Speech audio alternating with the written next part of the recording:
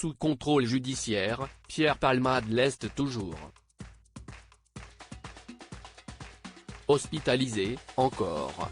Victime d'un accident vasculaire cérébral, AVC, le 25 février dernier, l'humoriste de 54 ans a été transporté en urgence à l'hôpital Marie-Lannelongue, au Plessis-Robinson, où il se trouve d'ailleurs toujours.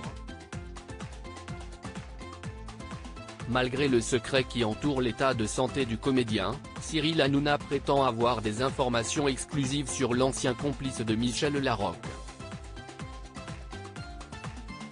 On m'a dit que c'était plutôt sérieux, que ce n'était pas un petit AVC, a affirmé l'animateur dans TPMP ce mardi 21 mars. Des propos confirmés ensuite par Gilles Verdet.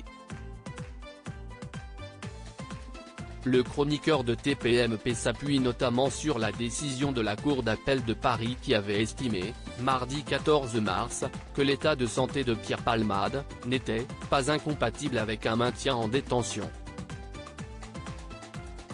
Selon France Info, elle avait alors jugé que l'évolution de cet état de santé amoindrit les risques qui avaient fondé la décision de placement en détention provisoire.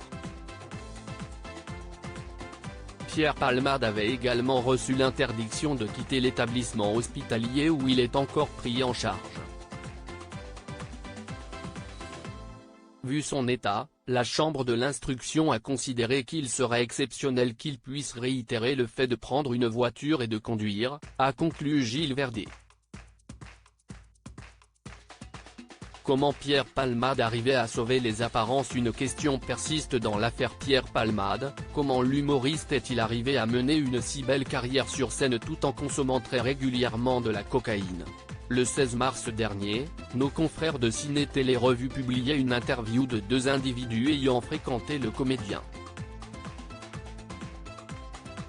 Le lendemain de ses excès, je ne vais pas dire qu'il était frais, mais il pouvait travailler. Ce qui l'a toujours sauvé, c'est qu'il n'a jamais raté un rendez-vous sur scène, même si parfois c'était limite, racontait l'un d'eux, avançant que le comédien sauvait les apparences. C'est ce qui lui a permis de passer aussi longtemps entre les mailles du filet.